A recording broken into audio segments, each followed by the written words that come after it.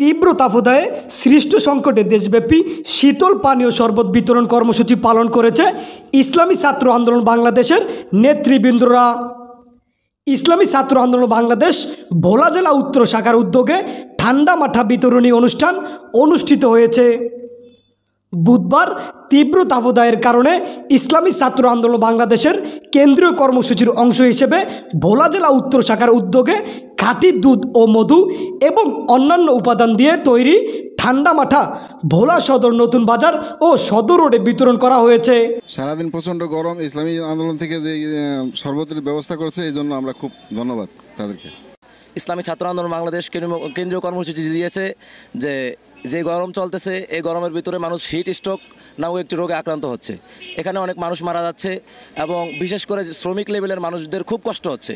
পথচারীদের যারা পথে চলাচল করতেছে রোদের কারণে তাদের অনেক কষ্ট হচ্ছে। এই কষ্ট লাঘবের জন্য এদেশের গণমানুষের নেতা হজরত পীর সাহেব চরমনের নেতৃত্বাধীন ছাত্র সংগঠন ইসলামী ছাত্র আন্দোলন বাংলাদেশ কেন্দ্রীয়ভাবে একটি কর্মসূচি নিয়েছে যে পথচারী যে সমস্ত ভাই বন্ধুগণ রয়েছে তাদেরকে বিশুদ্ধ শীতল পানি বিতরণ, শরবত বিতরণ, স্যালাইন বিতরণ, টুপি বিতরণ, পকেট রুমাল বিতরণ এই সমস্ত কর্মসূচি কেন্দ্র ঘোষণা করেছে।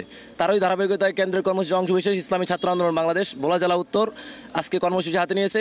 পথচারীদেরকে, গরিব অসহায় দুস্থ মানুষদেরকে এই সুমিষ্ট মাঠা এবং স্বাস্থ্যকর মাঠা আমরা পান করিয়েছি এবং গণমানুষ শ্রমিকগণ আমাদের খুব সন্তুষ্ট।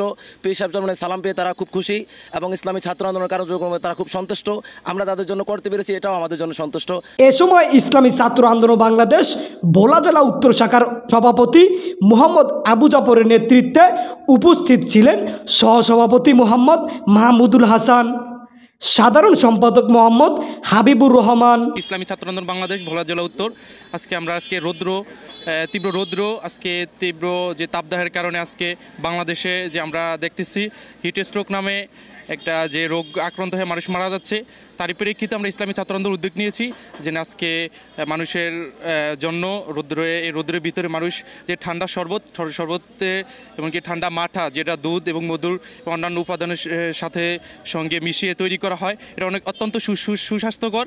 এটা আমরা বিতরণ করতে পেরেছি, এই জন্য আমরা অনেক খুশি।